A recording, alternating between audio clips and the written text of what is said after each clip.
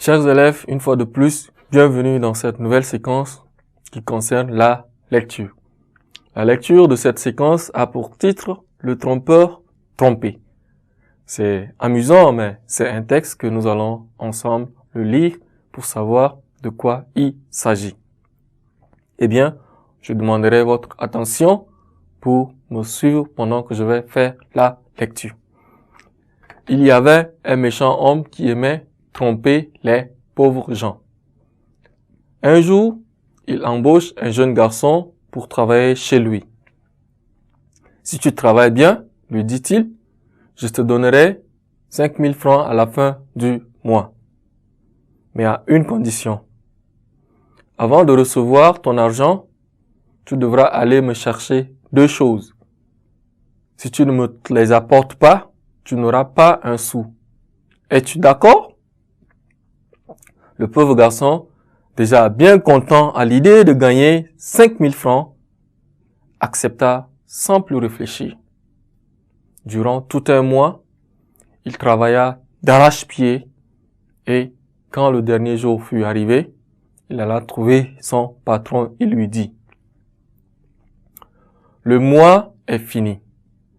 Avez-vous été satisfait de mon travail? » « Tout à fait, en vérité. » « Eh bien, dites-moi à présent, quelles sont les 2 choses que je dois vous apporter et donnez-moi mes 5000 francs. »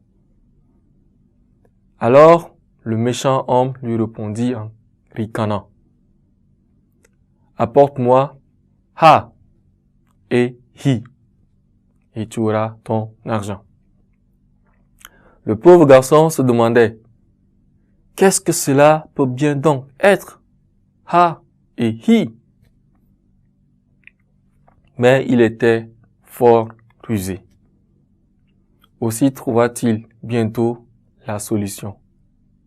Il alla dans une grotte profonde et humide qu'il connaissait. Il attrapa une énorme araignée velue. Puis il chercha encore et trouva un scorpion. Il les saisit, tous 2 avec des pinces, et les mit dans une bouteille opaque qu'il ferma soigneusement avant de l'apporter à son maître.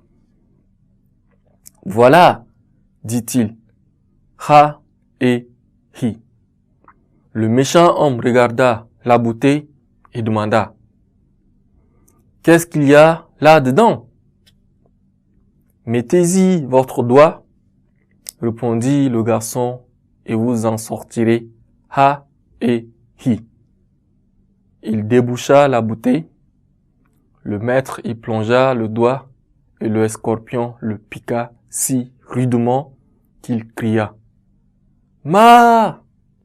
Le garçon se mit alors à rire. « Voilà, vous avez ha. Mettez maintenant l'autre doigt et peut-être trouverez-vous hi. » Mais le méchant homme en avait assez. Il paya les 5000 francs et n'essaya plus de duper ceux qui travaillent pour lui. C'est un conte indo-chinois. Chers élèves, nous voici arrivés à la fin de notre lecture. Je vous prie de garder votre écoute pour une nouvelle séquence qui va arriver dans un instant. Merci pour votre aimable attention.